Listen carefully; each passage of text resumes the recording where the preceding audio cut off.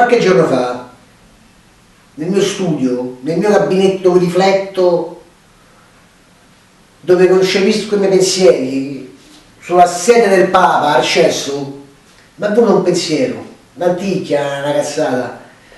Però visto che stiamo tra amici, io ve lo volevo assicurare. Sembra una cosa difficile, ma non lo è. Qualche anno fa, fino a quando Bruscolona stava ancora al vertice del comando, la vita era più facile. Cioè, tu o eri pro o eri anti. Non è che te potevi sbagliare. Non è che potevi dire, ah, io sono un po'... Non potevi. Perché è il pulsone, oh. Bruscolone è tosto. Tu gli davi un dito e ti seriava il buco del culo. Tanta gente ci si è bruciata. Allora era come un dogma.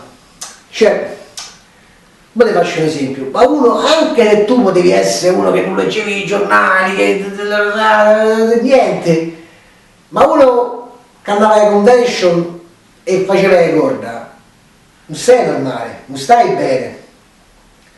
Cioè, ti verrà qualche dubbio, no? A parte che poi poraccio, fammi dire una parola di commiato su sto poromo che mo non può fare le corna, manca le convention e manca la moglie, quella l'ha lasciato. Da cara che diventa carissima, gli costa 1,5 milioni al giorno, quindi tocca pure essere un po' complessivi, ma andiamo oltre. Però avete capito il concetto com'era? Cioè Bruscoloni era sul sicuro, era uno bravo. Voi ricordate che quando hanno eletto ci stava ancora quella cosa e poi quella cosa non si parla più, ci stava il conflitto di interessi, cioè ci sta ancora, ma se ne parlava. Lui arriva e dice io in Rai non toccherò manco una pianta, a parte sti cazzi delle piante, però era un esempio, era una metafora, e è stato bravo. Difatti le piante non le ha toccate, poi cominciamo a mandare le raccomandate con la ricevuta di ritorno, le raccomandate tornavano, i giornalisti no, però ha fatto bene, perché erano faziosi, erano prevenuti, erano dei martiri, è gente che ci ha fatto i soldi con Bruscoloni, ha fatto bene.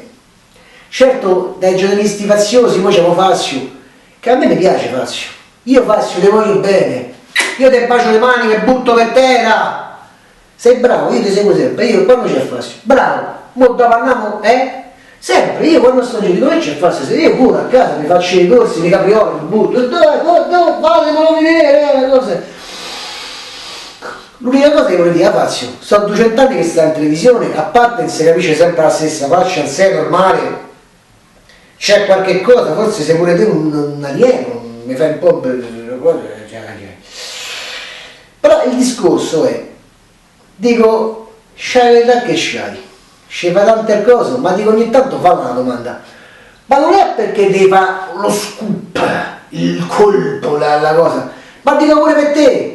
Poi fa per 30 anni alla spalla ai politici, ogni tanto vorrei mettere una soddisfazione, e invece lui stava intelligente, ha detto io sono giornalista indipendente e la mia trasmissione serve per raccogliere le opinioni, ma dico per raccogliere le opinioni basta un bussolotto, figlio mio, ci metti il coso e ognuno dice la sua. Ma allora mi dico, caro Fazio, te voglio bene, ma ogni tanto fai una domanda al coso, pure se del... Allora, vedi, quando c'era Bruscoloni, c'era questo problema, sapevi che i giornalisti non ci stavano, non te li davi, e non è che stavi a sentirlo, ma ce lo sapevi, puoi ricordare quell'altro che faceva d'inverno fa freddo e d'estate fa caldo, cioè la roba là, ma non la più, ma lasciamo perdere. Allora ti dico, l'altro giorno faccio una digressione, camminavo così. A un certo punto incontro un signore che mi dice, ma lei è compagno di stanza, dico, come si mi ha riconosciuto? E mi ha detto, sì, qua, cosa? E ho detto, mi dica. E ho detto, mi dice, ma senta, ma lei che ne pensa di Ricoletta? E dico, Ricoletta, ma io gli voglio bene, ma è tanto bravo, tanto aiutante, tanto sportivo, simpatico, bravissimo, facciamolo lavorare. Certo, però, da Enrico Berlinguer a Ricoletta è triste il passaggio.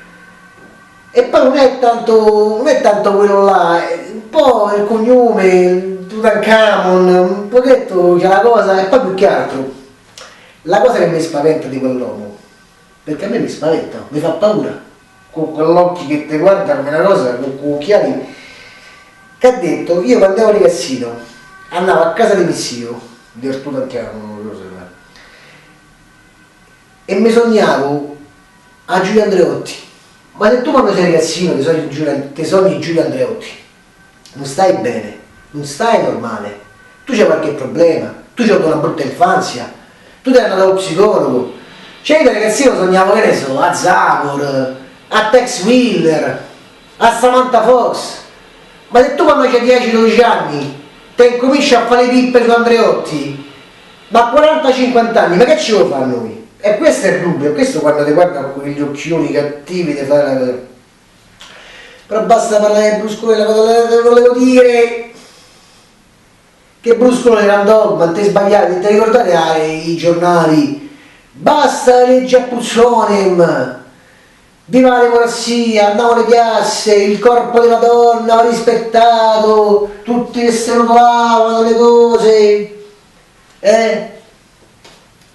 Solo una volta che era stato il piccolo caso umano che pensavamo che ci stava la povera nipote di Mubarak costretta a prostituirsi in Italia e invece quella era Mignotta per davvero. Manca a dire che era nipote del figlio della Mignotta, poi Mignotta di quelle con la borsa, col tacco e coi soldi sul comodino.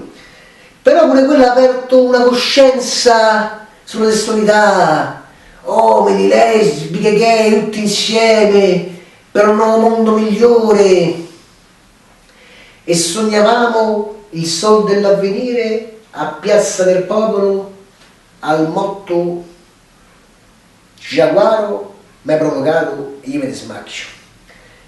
Poi diciamo, l'operazione ha funzionato, è stata perfetta al millimetro, certo il paziente è morto, però vuoi mettere, te ce ne fai una ragione e vai avanti, vai oltre. Allora quello che te volevo dire io, che a volte uno come Bruscoloni, ma un pezzo da 90 così, ma fa comodo.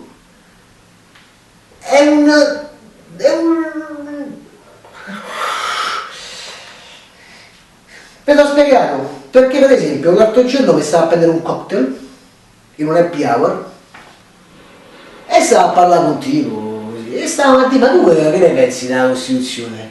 E io mi ho detto bravo, buono che la cambia, mi ho detto ma come? Ma dico, ma la Costituzione, ma pensa qualche anno fa se sta cosa qua ce la faceva Bruscoloni, ce la faceva il Pussone, ma se sa chi era sta a fare sta cosa?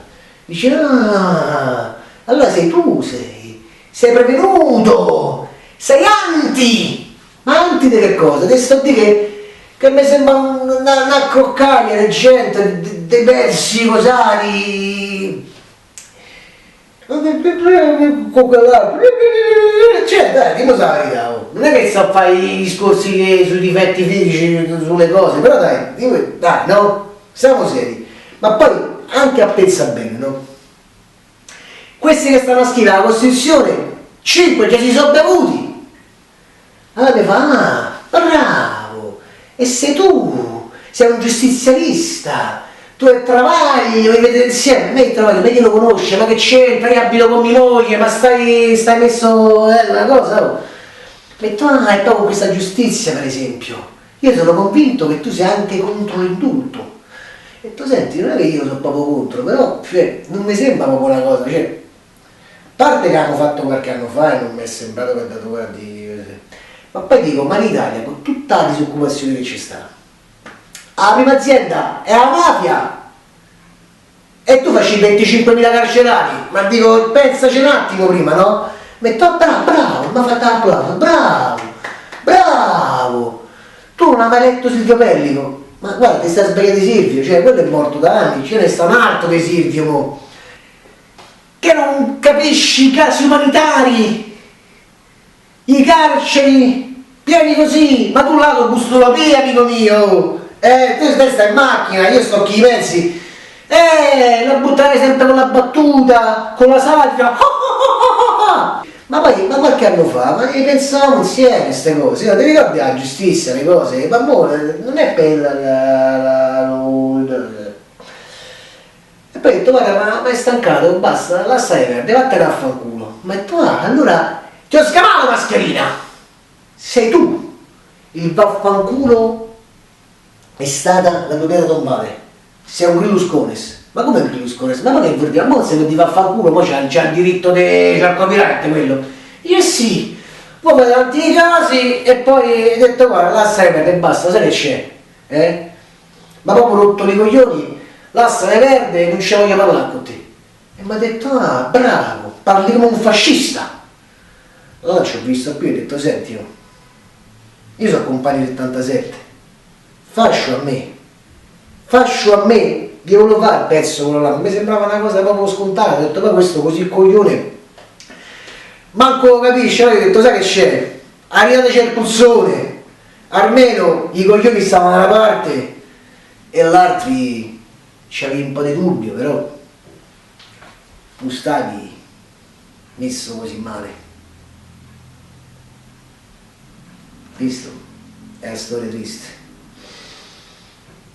Hai capito? Aridateci il pulsone.